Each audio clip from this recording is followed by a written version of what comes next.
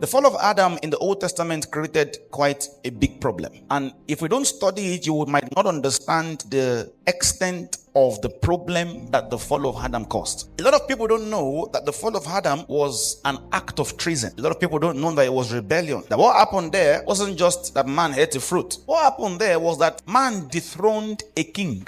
Because God entrusted authority, God entrusted power, God entrusted dominion to man. And God made man his vice regent upon the earth. The idea of the earth was that love compelled God to share of himself. And then God wanted to also extend his domain of influence, because he dwells in a realm outside of time. He dwells in what the Bible calls unapproachable light. And he wanted to extend his domain of influence. And he created the earth, a physical domain. And what he did was that he made man ruler over that domain. He gave man authority. He gave man rulership. He gave man dominion, power, everything that man would need to function as a king on the earth. So the fall of man was the dethronement of a king. It wasn't just that somebody ate fruit. Adam wielded away the power that he had, the authority that he had, the dominion that God had given to him. And you must also understand that that power, that dominion, that authority that God gave to him, he had it because he had access to God. He was spiritually connected to God. So man did not have authority independent from God. And this was the reason why God always wanted to have fellowship with man, because God wanted intimacy with man. But when man chose to rebel against God, man turned from dependence on God to independence from God. And you know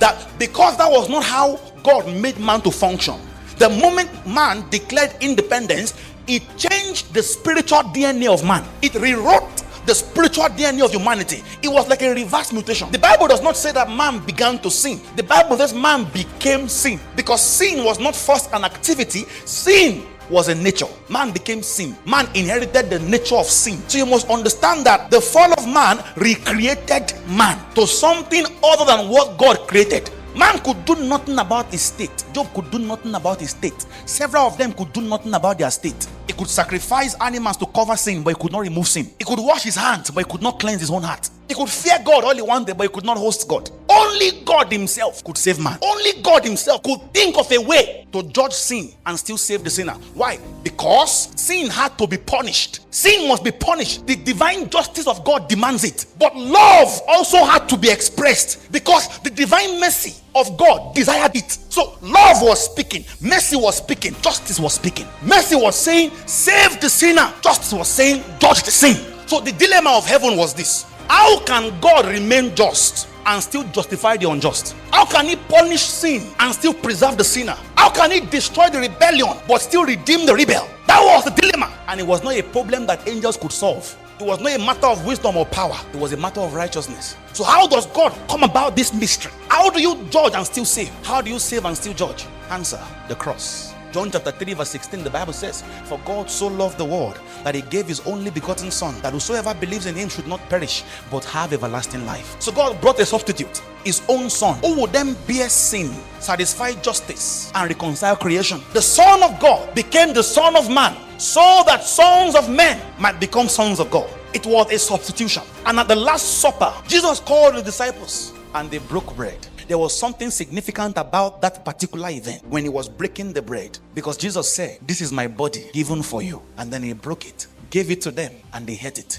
What was happening there was an exchange. What was happening there was that Jesus was taking on humanity. Jesus was becoming the second Adam. It was a transfer. He was taking on the nature of the fallen man to exchange it with his own in righteousness. It means you and I were inside of him when he carried the cross, and they were beating him and flogging him and spitting on him and doing all kinds of things. Humanity was in him. And on the cross of Calvary, justice and mercy met. God punished all of sin on the cross. So he punished sin without punishing the sinner. He condemned evil without condemning humanity. And he maintained justice whilst he was expressing love. And in John chapter 19 and verse 30, a shout that changed everything.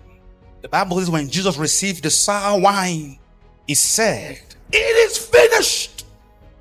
And in verse 31, the Bible says he shouted it again, "It is finished." We must begin to investigate what finished. When Jesus said, "It is finished," what exactly finished? Because you will now understand the danger of mixture. Because if he said it is finished, how come it is still continuing? The word "it is finished" there is one word in the Greek. It means tetelestai in the Greek, one word. And it means paid in full. That is the word that a businessman uses when someone owing him a debt comes to complete the debt and they offer him a receipt. In those days, the stamp they put there is tetelestai. It means the debt has been paid in full. He was saying the job is done. He was saying the cost is finished. He was saying the price is paid. He was saying your debt of sin is paid.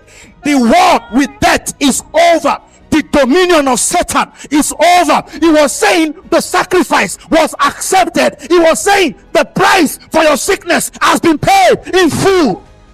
The cost is finished. The war is over. The battle is finished. The claims that sin has over your life is finished. Sickness was judged. HIV is finished. Cancer is finished. Sickle cell is finished. Everything, every access that sin had, everything finished. It means the believer should never be sick again.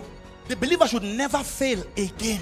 The access the devil has over your life has been revoked forever. That's the meaning of it is finished. Dust shall you eat. It is finished. Sin has no control over my life again. Addiction has no control over my life again. So a believer cannot be held bound by addiction. A believer cannot be held bound by masturbation. It is finished. It was a legal declaration that everything that heaven would ever release to a man is completed. Everything heaven would ever release to a man. So not just was the curse and sin and everything that sin brought dealt with, it was also a proof that everything that heaven would ever release to a man is completed. Everything heaven would ever release to a man is credited. Every blessing, every promise, every power, every resource for life and godliness was deposited into the believer and into his inheritance at the cross, and it was released to you in Christ at the resurrection. The reason why it was put in Christ and not given to you is because last time they gave you gave Satan. So God saw that last time we gave man this authority, he dashed it to. Now we will keep it in Christ, so that if any man be in Christ,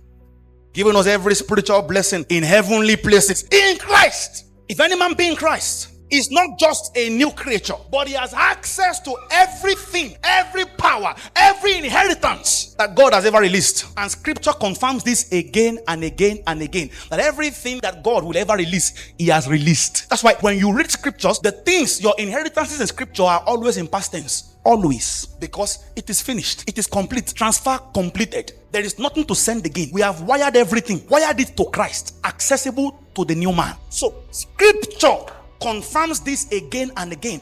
2 Peter chapter 1 verse 3, the Bible says his divine power, according as his divine power, has given, past tense, given to us. He has given to us all things. Doesn't say will give us. It says has given, past tense. It's already done. This scripture alone already captures everything, because the Bible says his divine power has given us all things that pertains unto life.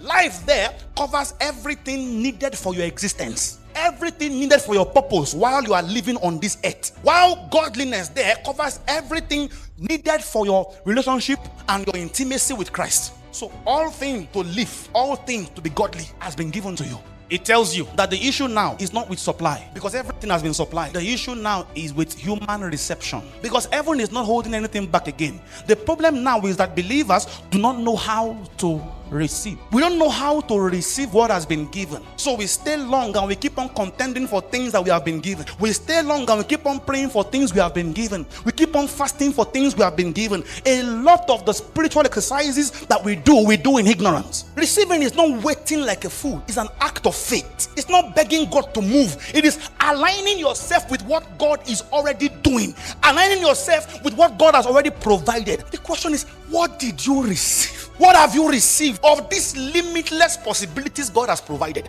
Because the issue is never with the supply. The problem is, did you receive? That is the reason why in Ephesians 1:17 verse 18, Paul says that the God of our Lord Jesus Christ, the Father of glory, may give you the spirit of wisdom and revelation. May give you the spirit of wisdom and revelation. He said, let your eyes hope. Why was Paul praying that God should give you revelation? It is that the eyes of your understanding may be enlightened, that your eyes will open. Listen, and what happens when your eyes open? That you will know what is the hope of his calling. Not that he will give you a calling, that you will know what is the hope of his calling. Not that he will give you an inheritance, that you will know What are the riches of the glory of his inheritance in the saints? It means receiving in this kingdom begins by what your eyes of understanding is enlightened to understand, is enlightened to see, is enlightened to know. Mark 11:24. The Bible says, therefore I say to you, whatever things you ask, when you believe that, does it say believe that you will receive? Believe that you receive. You will now understand the mystery of before you ask, I will answer. That's the reason why when Jesus got to the tomb of Lazarus, the first thing he said is, Father, I thank you for you always hear me. That is where the New Testament begins from. It begins from a place where everything has been supplied. It begins from a place where everything has been given. It's not between two opinions. He knows that God hears him. The having is the physical manifestation of what you have received. The receiving is not the having. The having is different from the receiving. You receive by faith, and when you receive, you become dangerously aligned with what God has already given to you. You are taking steps of action. You are moving in the spirit because you know this thing has been given. I'm only here to receive.